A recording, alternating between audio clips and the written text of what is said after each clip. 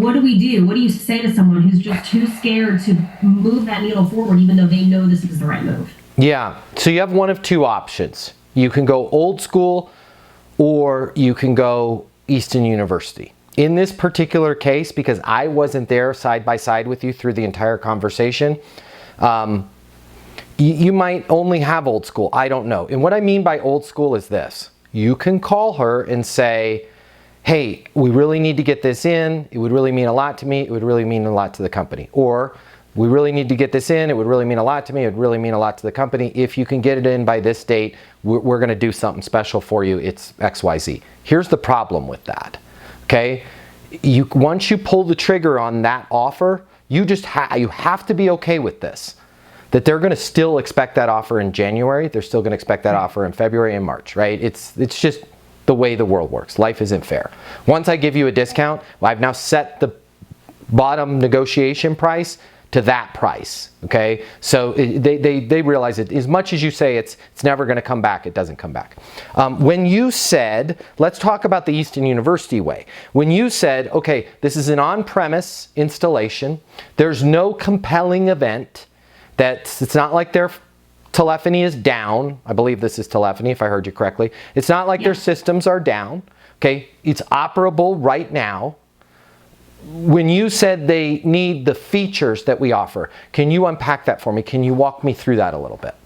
Yeah, so specifically, she loves our contact center analytics. So she wants to be able to pull those for when it comes time for performance reviews.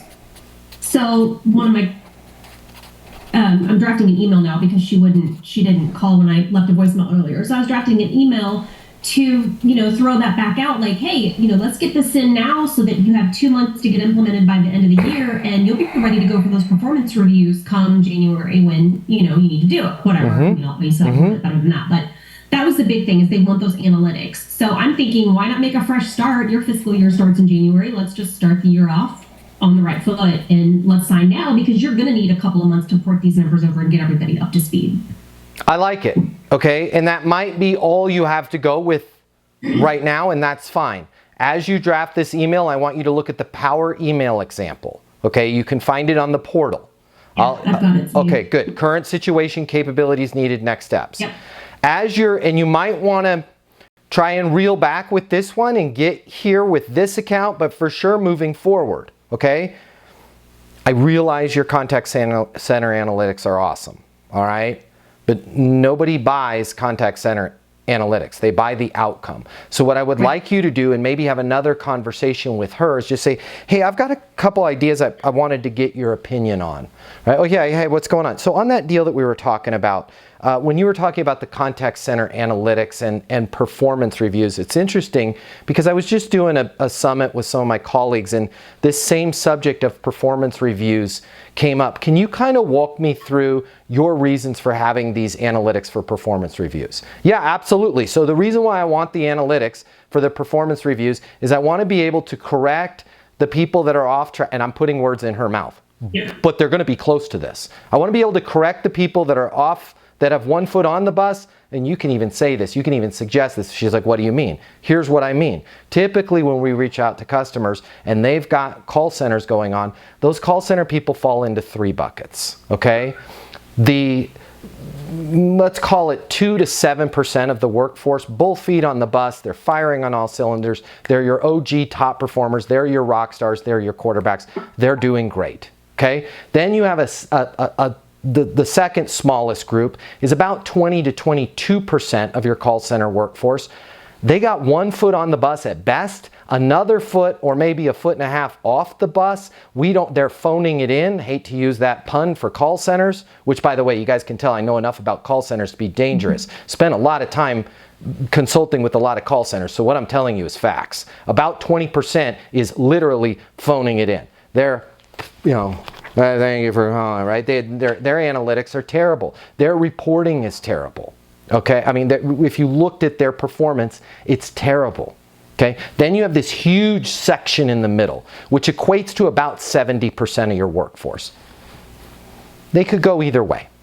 They're not phoning in their job, they're not disengaged at work, but they're for sure not a high performer. Okay, and what we've seen is without the right analytics, It's really difficult to tell who's who.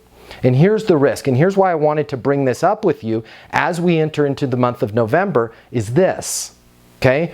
There's 3 different critical areas as you get ready for a new year. And I wanted to let you know this because this is the time of year where people start to ruminate, people start to think about their career choices, people start to make New Year's resolutions.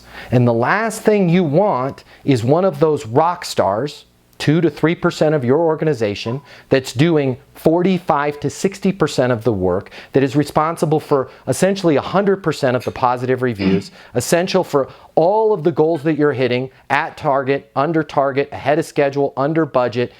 A lot of times it's those 2 to 3% of associates that are making it happen at your organization day to day. And if you don't have the analytics and you don't back it up, there's a huge difference between, hey Matt, we love having you on the team, and hey Matt, wanted to have a meeting with you. Yeah, what's going on? Hey, I'm looking here.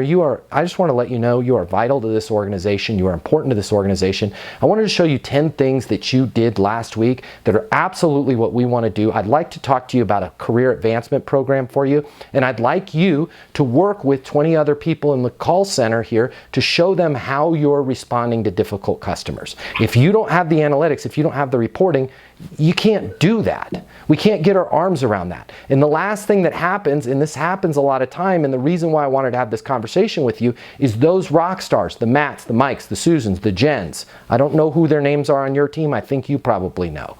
We often find out when it's too late that they've decided to leave the company because they're not getting recognized and they don't feel that they're appreciated.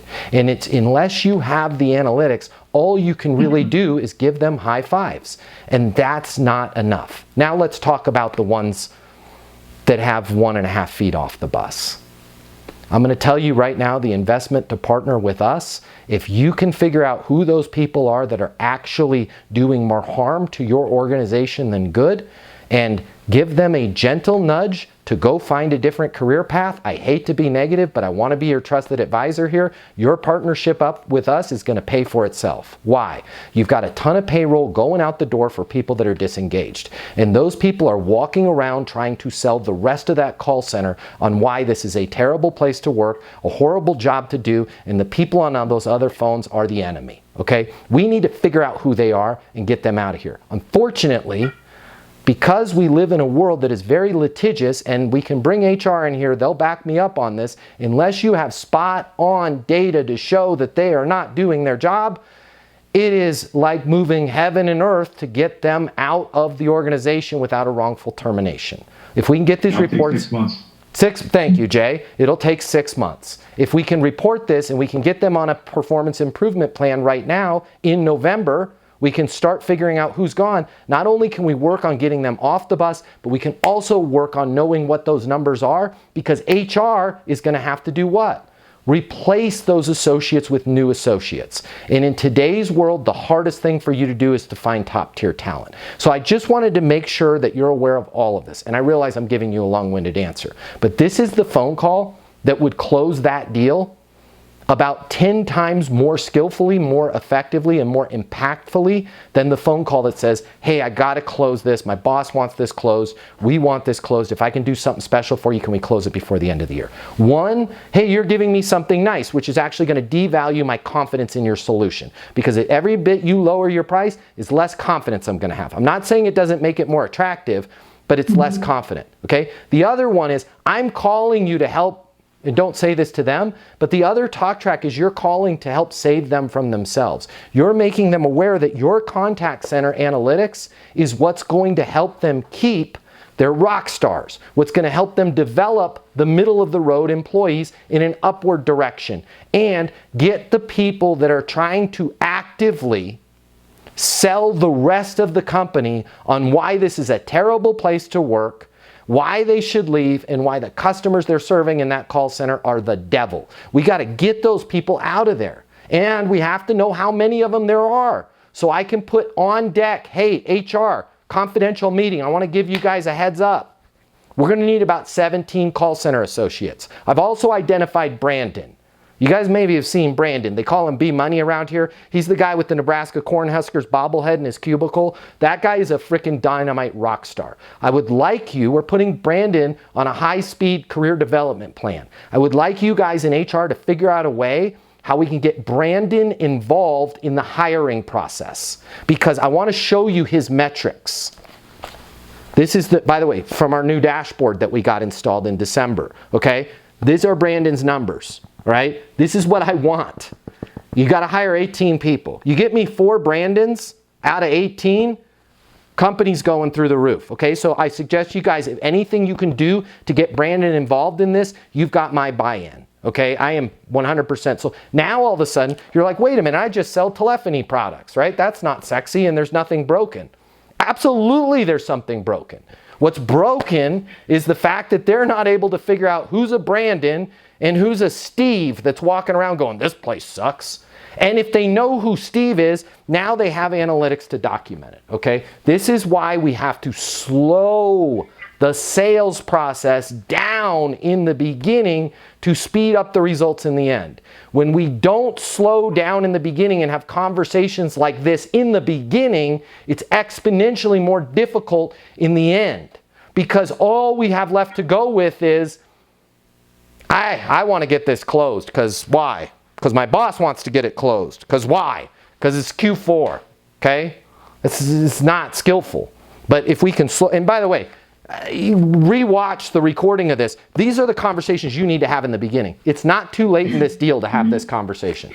If you work in sales and you need to make twice as much money as you do right now to really enjoy your life, you've really only got 3 options. Option number 1, you can continue to work your butt off in the job you have right now, hoping for some sort of miracle to happen, where you start taking home double the money while doing things the exact same way you do them right now. That's pretty unlikely. Or option number 2, you can look for another job at a totally different company, hoping you're gonna catch some sort of once-in-a-lifetime wave where sales just seem to flow your way. All right, again, highly unlikely, and we both know waves in sales, well, they don't last very long. Or option number 3, you can click the button here and get instant access to a simple, straightforward sales process that will help you take home twice as much money as you do right now while putting in far less effort than you do today. My name's Matt Easton. I'm the founder of Easton University, the most effective sales coaching system in the world. If you click the button, you're going to see how our interactive sales coaching portal and weekly live coaching sessions with me will help you double your income within 60 days. Easton University is more than an interactive sales coaching portal. It's more than being able to ask me questions in a live setting every single week. It's your future, and you and your future are worth it. Click the button. I will see you on the other side. Your life is about to get a lot better. Click through now.